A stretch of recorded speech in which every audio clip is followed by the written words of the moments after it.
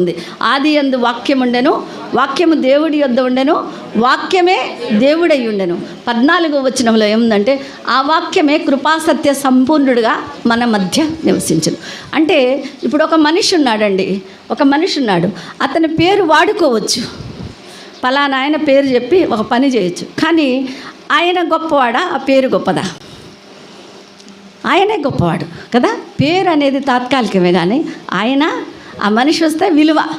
అట్లాగే యేసు ప్రభు ఇక్కడ విలువైన దేవుడు. అపోస్తుల కార్యము 19వ అధ్యాయము 11వ వచనం చూద్దాం.